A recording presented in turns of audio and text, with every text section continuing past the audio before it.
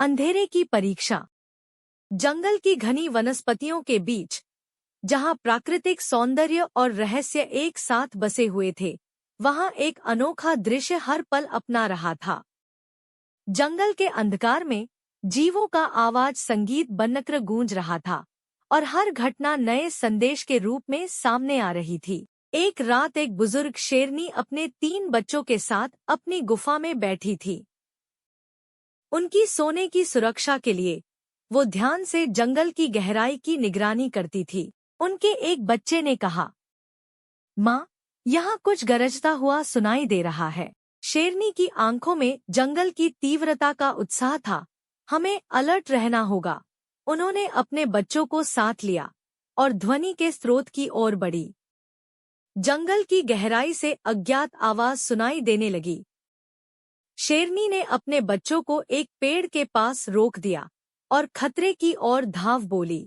धीरे धीरे वे ध्वनि के स्रोत के पास पहुंचे और जब वे वहां पहुंचे तो उन्होंने देखा कि एक शिकारी एक जाल में फंसा हुआ था।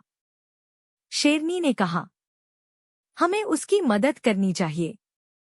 लेकिन शिकारी की जाल में फंसे होने के कारण उसने उनकी आवाज नहीं सुनी।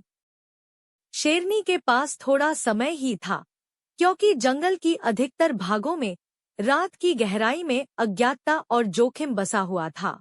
शेरनी ने अपने बच्चों को यहाँ रहने को कहा, मैं अभी आती हूँ। और वह शीघ्रता से शिकारी के पास पहुंची और उसे छुड़ाने के लिए उसकी ताकत का इस्तेमाल किया।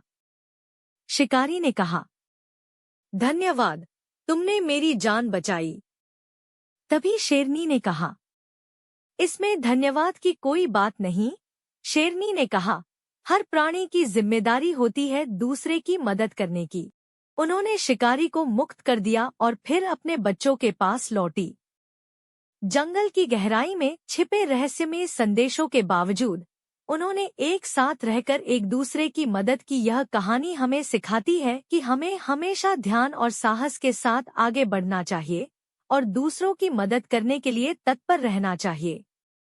जीवन में हर पल हमें एक नई परीक्षा का सामना करना पड़ता है और हमारे विकल्प हमारे अद्वितीयता और नैतिकता को परिभाषित करते हैं।